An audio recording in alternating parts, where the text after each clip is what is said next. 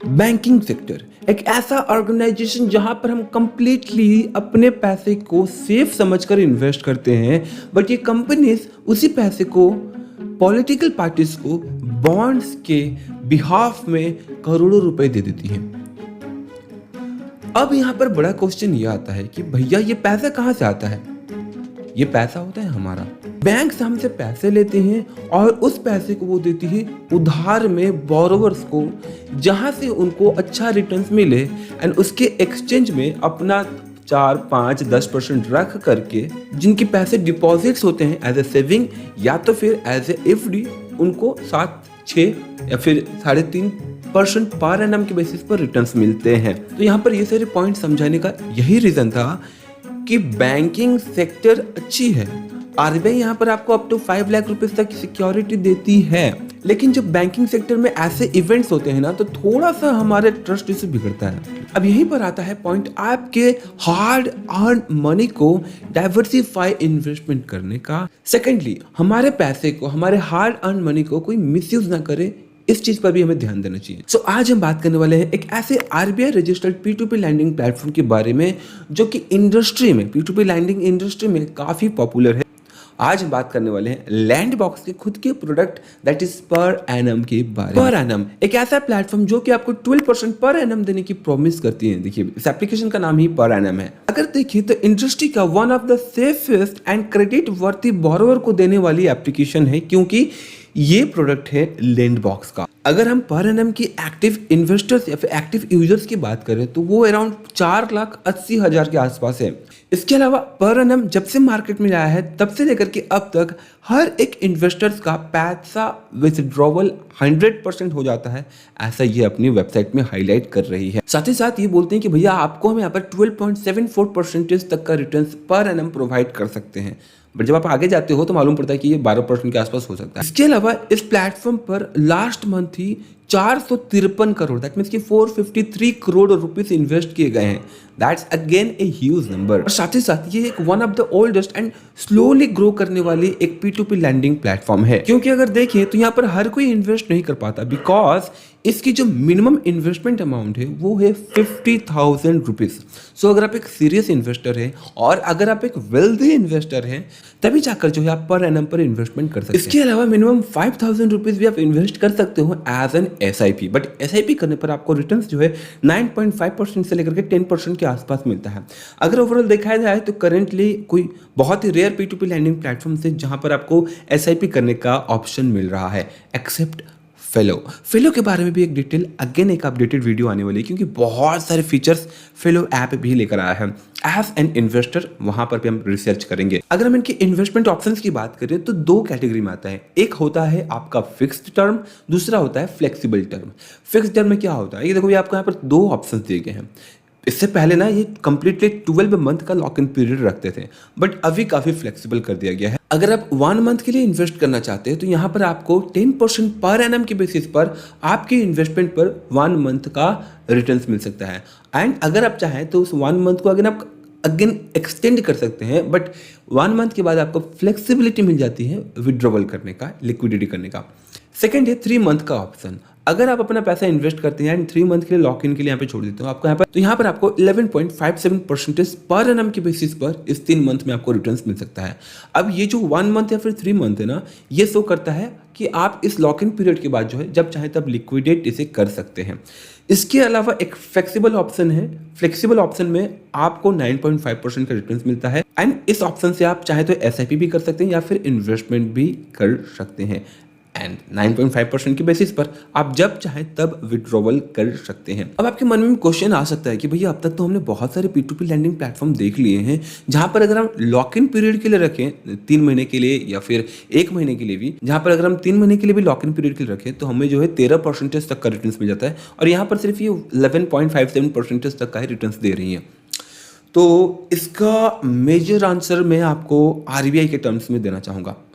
RBI क्या बोलती है कि अगर P2P लैंडिंग प्लेटफॉर्म्स इन्वेस्ट कर रही है या फिर अल्टीमेटली अगर किसी को लोन दे रही है तो वो एक लॉक इन पीरियड के लिए होता है। वो 7 दिन के लिए भी हो सकता है या फिर वो 1 महीने के लिए भी हो सकता है, 3 महीने के लिए भी हो सकता है, जिसे कहा जाता है शॉर्ट टर्म लोन। अगर आप यहाँ पर इन्वेस्ट करते हो पर एनम के साथ, तो आपका पैसा जो है कुछ लोगों को एज ए लोन दिया जाता है। तो अगर लोन दिया जाता है तो मिनिमम एक शॉर्ट पीरियड के लिए लॉक रहेगा, जैसे एक पीरियड के लिए दिया जाएगा कि भैया कुछ समय के बाद जो है आप प्रीपे कर देना।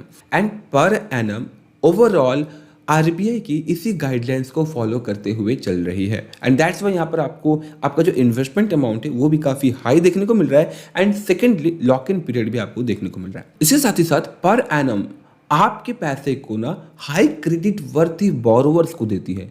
High credit worthy borrowers means जिनकी सैलरी अच्छी खासी है, मंथली 15-20 हज़ार के आसपास कमा लेते हैं या फिर उससे ज़्यादा कमा लेते हैं। सेकेंडली उनका जो सिबिल स्कोर है वो 650 या फिर 700 के आसपास होता है। अब जिनका सिबिल स्कोर मोर देन 700 होता है ना, तो वो एक ऐसे यूज़र होते हैं जो कि अपना लोन ऑन टाइम पे कर देते हैं। थोड़ा बहुत ऊपर नीचे होता है बट ओवरऑल रीपे कर देते हैं। एंड पर एनम मोस्टली उन्हीं हाई क्रेडिट वर्थी बोरोवर को देता है जो कि टाइमली रीपेमेंट कर देते हैं। बट इन सब के अलावा एक मेजर पॉइंट बन जाता है जो कि हमें ऑलवेज कंसीडर करना चाहिए किसी भी P2P लैंडिंग प्लेटफॉर्म में इन्वेस्ट करने से पहले, दैट इज NPA। कंपनी का NPA क्या है? Non performing asset. That means loan repay percentage कितना है। क्या 100% रीपेमेंट हो जाता है या फिर 1% 2% NPA है। अगर हम बैंक्स की बात करें, अच्छे बड़े बैंक्स की, तो उनका NPA होता है 3-4% तक जा सकता है। इंडस्ट्री की बात करें ओवरऑल, अगर हम P2P लैंडिंग की इंडस्ट्री की अगर बात करें कितना NPA होता है एवरेज, तो P2P लैंडिंग में ना ये इंडिया में करेंटली 7% 8% तक जा सकता है और लो टू लो लेस देन 1% भी होता है। अगर हम पर एनम की बात करें तो इनका लैंडिंग पार्टनर है लैंडबॉक्स की ही प्रोडक्ट है। पर एनम का NPA समझने के लिए आपको थोड़ा सा मुझे टाइम देना होगा।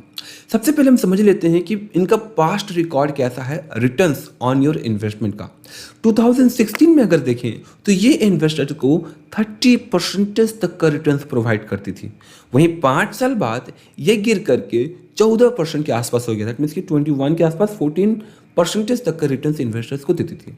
एंड उसके बाद जो लास्ट रिकॉर्ड्स करेंटली हमें देखने को मिल रहा है 23 में ये गिर करके 11% के आसपास का रिटर्न्स अपने इन्वेस्टर्स को प्रोवाइड कर रही है।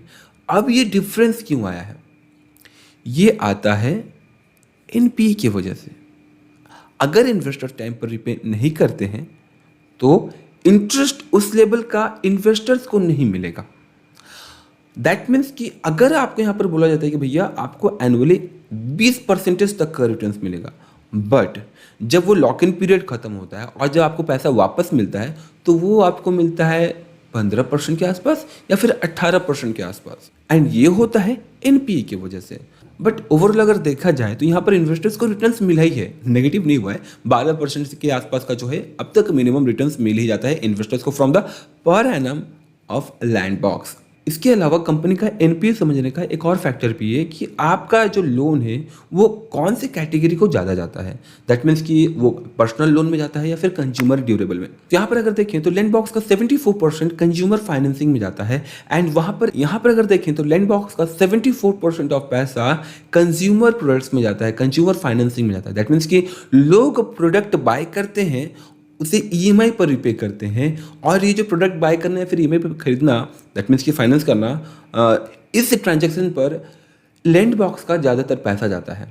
क्लियर? एंड इसके अलावा दूसरे लाइन में आता है पर्सनल लोन। पर्सनल लोन में 10% of their amount personal loan borrowers को जाता है। तो यहाँ पर अगर देखा जाए तो अब तक जो हम समझते थे कि भैया इंडिविजुअल बोरोवर्स को जाता है, यहाँ पर हमें ये देखने को मिल रहा है कि लैंडबॉक्स का जो ज़्यादातर पैसा है वो कंज्यूमर फाइनेंसिंग में जाता है। तो वेरी लो रिस्क कैटेगरी में 0 डिफॉल्ट रेट है, बट लो रिस्क में 0.54% का NPA, दैट मीन्स कि डिफॉल्ट रेट अभी तक हमें यहाँ पर देखने को मिल रहा है।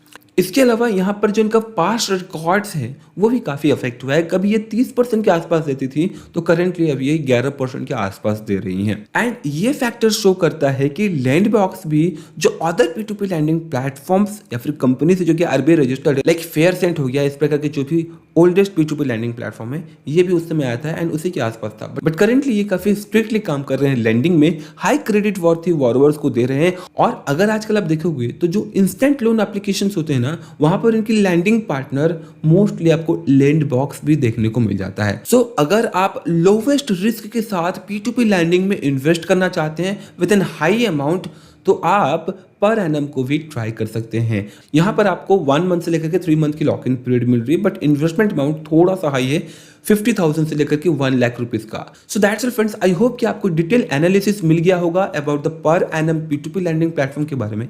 किसी टाइप की कोई क्वारी या फिर फीडबैक हो, सजेशंस हो, तो कमेंट बॉक्स में कमेंट जरूर करें। जय हिंद।